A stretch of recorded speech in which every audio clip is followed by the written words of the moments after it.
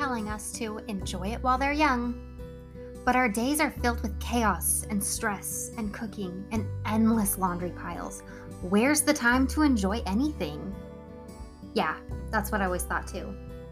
There's so much I have to do. When do I find time for peace and joy and happiness when I barely have time to sleep? Mama, it's time for a shift. You can be a happy mom. Yeah, it's possible. If I can, you can. Trust me. I've been a mess. I've been depressed. I've been overwhelmed. I've been to the bottom of the pits. And I've risen. I've grown. I've bloomed. And it all started when I realized I didn't have to anything. I get to. It is my privilege and my honor and my divine responsibility to be the queen of my home. It's not a burden. I'm not the janitor and the lunch lady. I'm in charge. I'm the ruler. I'm the chaos coordinator. I'm the calm in the storm. I don't have to anything. I get to. And so do you. So let's rise, mamas. Adjust your crown. Accept your responsibility. And change the effing world. It's all in the way you choose to see it. You're listening to I Get To, the podcast with Brittany Clarkson. That's me. Mindfulness and communication. These are the two most important things in a healthy relationship. In a happy relationship, actually, I'll say. Okay, I know you could say honesty and all these other things. Nothing else is coming to mind at the moment. But mindfulness and communication are going to open you up to honesty and vulnerability and intimacy. So what mindfulness is, this is when you're paying attention to yourself. You can also be mindful of others and be paying attention to them. When you are mindful of your own needs, your own thoughts, your own feelings, your own wants, then you understand where you're coming from a little bit. We as humans get into these tendencies to just react. We get into habits of, self-destruction and we don't even realize it. We start picking up habits of distracting ourselves instead of processing our emotions. We're staring at our phone on social media when really what we need to be doing is reflecting on what's going on the inside. And then we end up feeling anxious and we can't figure out why. It's because we've been ignoring ourselves. Your body sends up red flags when it has a need. It whispers to you. And if you don't listen to the whispers, they become screams. And it's kind of like, as a mom, when you're telling your kid something, can you please pick up your toys? Can you please pick up your toys before bedtime? Can you please pick up your toys before bedtime? And they're ignoring you the whole time. And then you finally scream and they're like, gosh, mom, why are you yelling at me? That's what your body does to you. It says it kindly. It gives you all the little signs. Hey, you're getting a little bit dehydrated. You should drink some water. It gives you this, you should drink some water today. Oh, you're having coffee again? You should drink water. And then all of a sudden it starts screaming at you and you have a migraine and you can't figure out, why the heck do I have a migraine? Why am I dizzy every time I stand up? Why is my pee that really dark color? It's because your body's telling you you're dehydrated and you need to drink water. It tried to tell you with small signs and you ignored it. So there's a lot of mindfulness meditations you can do to really get into this. If you YouTube mindfulness meditation, you will find something that works for you. If you need a guided mindfulness, I like to do that when I have quiet time, because it just helps you go deeper. But when you don't have a lot of time to go deep, grab a journal and a pen or a spiral notebook. You don't have to be fancy. And just question your three selves, Get quiet, take some deep breaths, And just question, how am I feeling in my body right now? What parts of my body feel good? What parts feel like, hey, something's not quite right? Does my back hurt? Do my knees hurt? List out everything. Don't just sit here and complain about your body, but really let's pay attention to it and listen, like, what is my body telling me? And then go into your mind. What is my mind telling me? Am I having a lot of intrusive thoughts right now? Am I really stressed and anxious? What is my mind doing? Do I have brain fog? Am I really tired all the time? Question how you're feeling and write that down. And then get into your spirit, your emotions, your spirit, your soul, and question how am I feeling? Am I feeling lit up? Am I feeling divine and unstoppable? Or am I feeling really anxious a lot? Am I feeling sadness? Am I feeling lost? Am I just feeling like I'm not all here? And get into those feelings. What are you feeling? And then as you have all this written down, you can think about it all and question what's connected here. This is a good time to really pray. Ask God to guide you. Ask wisdom to guide you. Ask spirit to guide you in showing you what you need to see. What have you been ignoring? To show you what's going on and where do I go to fix this? But remember, God can only guide you when you start moving.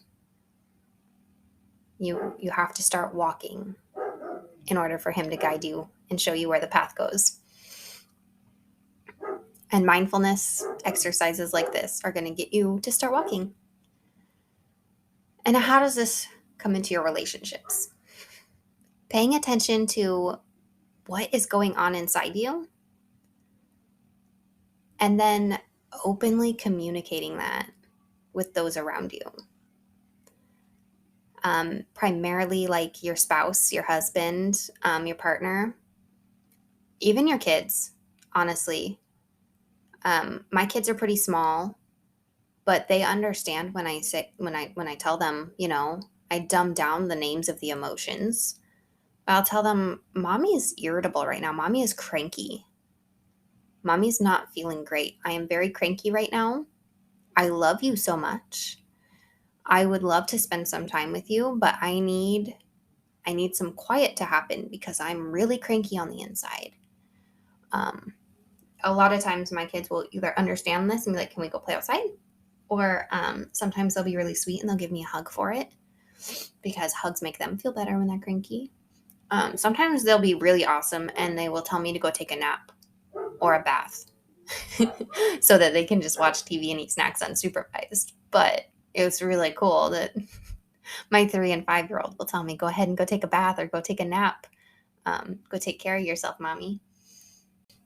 But I have mostly seen such a change in my marriage from openly communicating what's going on inside me. Because guess what? When you don't know what's going on inside you, your husband definitely doesn't know. So when you're just like not into him and you're not explaining to him why you're not into him, like why haven't you wanted to be intimate for several days? Men tend to take that personally when you don't give them any other solutions, when you're just being quiet about it, like, I don't know, I'm just tired all the time. A lot of men will take that and be like, oh, it's me. I did something, because it's always the men who did something. And that's why women withhold sex. That's just society's narrative. And unfortunately, that's how men tend to internalize it too. And I know if my husband is too tired, sometimes I take offense to it too. Because that's kind of our go-to, is to blame ourselves for things, right? I mean, not for everybody, but definitely for me and my husband. We tend to blame ourselves when the other person doesn't want us. But when you are mindful and you actually understand why you're not into being intimate tonight, because there's something going on inside you, even if you don't understand that something, if you understand that there is something causing you to feel a certain way and it's just not vibing with you and you can't get in the mood, open communication that, hey, telling your husband, like, there is just something going on with me right now and I'm not sure what it is. But talking it out or letting him in, letting him know, like, it's really not you, it's this, like, trying to identify the emotion, even if you don't know it, or this thing that's going on inside your body. Like, okay, the truth is, I don't want to do it with you tonight because my stomach is giving me some problems. You don't have to come out and say it, but it's like, hey, if you're gassy, you're gassy. Like, I don't want to do it with you tonight because I don't want to fart.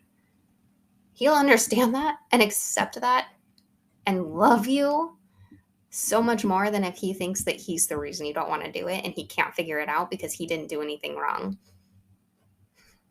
And so he just sits there confused and frustrated that you won't tell him what he did wrong because he didn't do anything wrong. So instead of causing unnecessary tension in your marriage,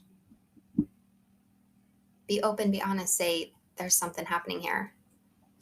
If you get mindful and you can identify these things, not only can you be open about it with your partner, sometimes your partner's awesome, can help you work through it. Or if you just need space and to be alone, sometimes it takes time for them to understand how to give you space so you can be alone. But these are steps in the right direction.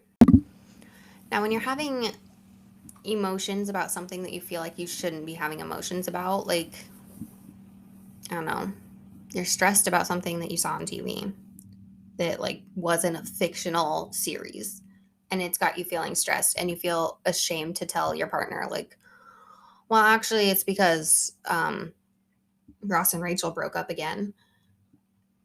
It's better to tell those who love you the kinds of feelings you're having than to hide those away, because you're hiding away a piece of yourself.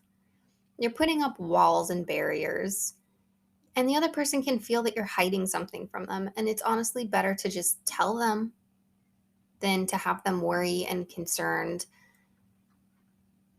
and have them coming up with worst case scenarios in their heads of what it could possibly be that you're not telling them.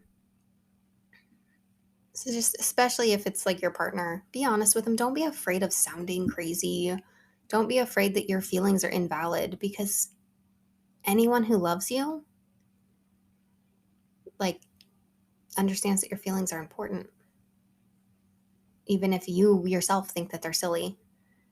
It can be a great bonding experience just to share the silly things that you've always kept to yourself.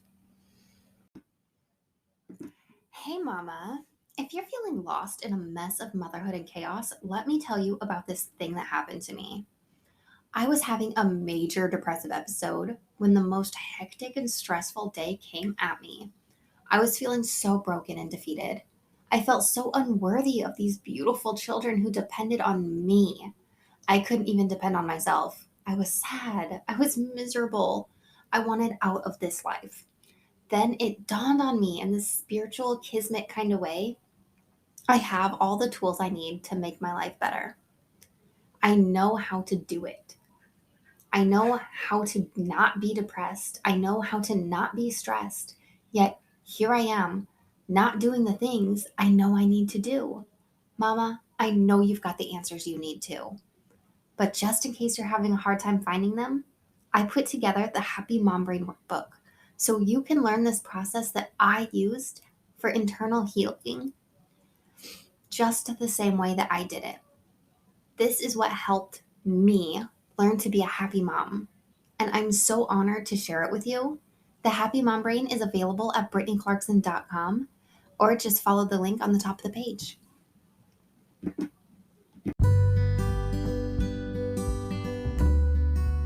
Thank you so much for listening today.